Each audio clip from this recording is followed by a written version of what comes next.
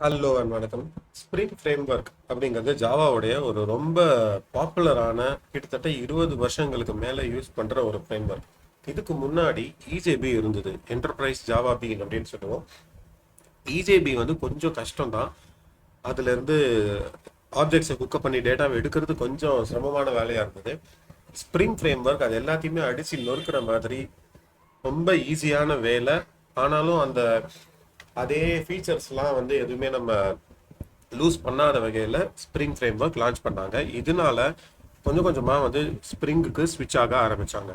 கிட்டத்தட்ட 20 வருஷம் ஆகியும் ஸ்ப்ரிங் ஃப்ரேம்வொர்க் ரொம்பவே வந்து ரொம்ப ஒரு பாப்புலரான ஃப்ரேம்வொர்க்காக இருக்குது. ஸ்ப்ரிங் அப்படிங்கிறது ஒரு ஃப்ரேம்வொர்க் அண்ட் கண்டெய்னரும். ஃப்ரேம்வொர்க் ஏன் அப்படின்னா நம்மளுடைய ஒரு பேசிக் பில்டிங் பிளாக்ஸ் வந்து இருக்கும். அதுக்கு மேலே நம்ம வந்து அப்ளிகேஷனை பில்டப் பண்ணிக்கலாம்.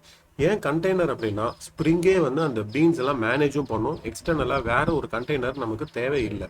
அதுவே வந்து பீன் ஃபேக்டரி வழியாக நம்மளுடைய பீன்ஸ் எல்லாம் மேனேஜ் பண்ணி தேவையான பீன்ஸை தேவையான இடத்துல கொடுக்கும். இதனால தான் ஸ்ப்ரிங்கை வந்து ஃப்ரேம்வொர்க் மற்றும் கண்டெய்னர் அப்படின்னு அழைப்போம்.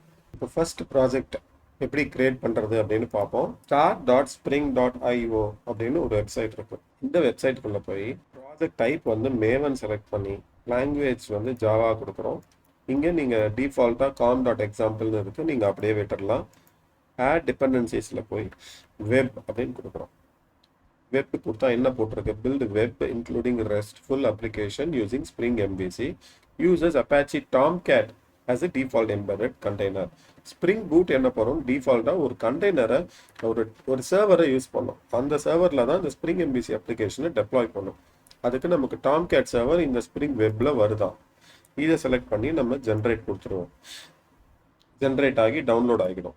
இந்த டவுன்லோட் ஆனதை காப்பி பண்ணி உங்களுக்கு ப்ராஜெக்ட் எங்கே இருக்கோ அந்த ஃபோல்டரில் கொண்டு போய் பிளேஸ் பண்ணிவிட்டு நம்ம எக்ஸ்ட்ராக்ட் பண்ணிக்கிறோம். எக்ஸ்ட்ராக்ட் பண்ணோன்னே எனக்கு டெமோன்னு ஒரு ஃபோல்டர் வந்துடுச்சு. இதுக்குள்ளே எதுவுமே மாற்ற வேண்டாம். இந்த ஃபோல்டரை எக்லிப்ஸில் போய் நம்ம இம்போர்ட் பண்ணிக்கலாம். File, import, existing Maven project அப்படின்னு இருக்கும் மேவனுக்கு கீழே.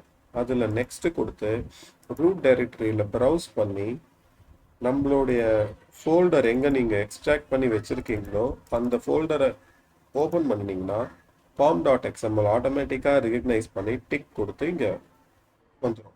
இப்போ ஃபினிஷ் கொடுத்துட்டிங்கன்னா உங்களுடைய ப்ராஜெக்ட் ரெடி ஆயிடுச்சு.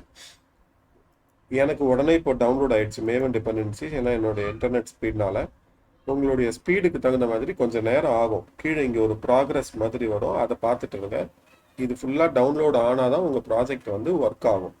டவுன்லோட் ஆனதுக்கப்புறம் அடுத்த ஸ்டெப் நீங்கள் டெமோ அப்ளிகேஷனை போய் ரைட் கிளிக் பண்ணி ரன் ஆஸ் ஜாவா அப்ளிகேஷன் அப்படின்னு கொடுத்தீங்கன்னா ஸ்ப்ரிங் பூட் வந்து இங்கே ஸ்டார்ட் ஆக ஆரம்பிச்சிருச்சு. வெர்ஷன் 3.1.2 லாக்லாம் வந்துடுச்சு. இங்கே பார்த்தீங்கன்னா டாம்கேட் ஸ்டார்டட் ஆன் போர்ட் 8080. இப்போ ப்ரௌசரில் போய் லோக்கல் ஹோஸ்ட் 8080ன்னு கொடுத்தோன்னா நம்மளுடைய ஒயிட் லேபிள் எரர் பேஜ் வந்துடுச்சு. இந்த பேஜ் வருதுன்னா உங்கள் ஸ்ப்ரிங் பூட் ரெடி ஆயிடுச்சு, ஸ்ப்ரிங் அப்ளிகேஷன் ரெடி ஆயிடுச்சுன்னு அர்த்தம். இதுக்கு மேலே நம்ம வெப் சர்வீஸ், அதாவது ரெஸ்ட் சர்வீஸை பில்ட் பண்ணோன்னா, ரெஸ்ட் கண்ட்ரோலர் ஆட் பண்ணி பில்ட் பண்ணோம் அப்படின்னா இங்கே நம்ம ஆக்சுவலான அந்த யூஆர்எல் கொடுத்து நம்மளால டெஸ்ட் பண்ண முடியும். அது எப்படி பண்ணணும் அப்படிங்கிறத நம்ம அடுத்தடுத்து பார்க்கலாம். இப்போதைக்கு இந்த வீடியோவில் என்ன பார்த்தோம்? முதல் ஸ்டெப் ஸ்ப்ரிங் இனிஷியலைசர் start.spring.ioல போய் நம்மளுடைய லாங்குவேஜ் ப்ராஜெக்டை கொடுத்து தேவையான ப்ராஜெக்ட் மெட்டடேட்டாலாம் கொடுத்து டிபெண்டன்சிஸ் ஆட் பண்ணி ஜென்ரேட் பண்ணுறோம். ஜென்ரேட் பண்ணினதை எக்லிப்ஸில் இம்போர்ட் பண்ணிக்கிறோம். இம்போர்ட் பண்ணிவிட்டு ரைட் கிளிக் பண்ணி ரன் ஆஸ் ஜாவா அப்ளிகேஷன் அப்படின்னு கொடுத்தோன்னா உங்களுடைய முதல் spring boot project with spring MVC successfully start ஆகிடும். ஒரு கோடுமே நம்ம பண்ண வேண்டாம். இது வந்து டிஃபால்ட்டான வர கோட். உங்களுக்கு இதுக்கு மேலே லாஜிக்ஸ் எழுதணும் அப்படின்னா இந்த சோர்ஸ் கோடுக்கு மேலே நீங்கள் உங்களுடைய ஃபைல்ஸை ஆட் பண்ணி எழுத ஆரம்பிக்கலாம். அது எப்படி அப்படிங்கிறத நம்ம அடுத்தடுத்து பார்ப்போம். இந்த வீடியோ உங்களுக்கு யூஸ்ஃபுல்லாக இருந்தது அப்படின்னா சப்ஸ்கிரைப் பண்ணிக்கோங்க. கமெண்ட்ஸில் யூஸ்ஃபுல்லாக இருந்ததுன்னு போடுங்க, எனக்கு ஒரு மோட்டிவேஷனாக இருக்கும். வீடியோஸை லைக் பண்ணிக்கோங்க. இதுக்கு மேலே அடுத்தடுத்து வர வீடியோஸையும் பாருங்கள்.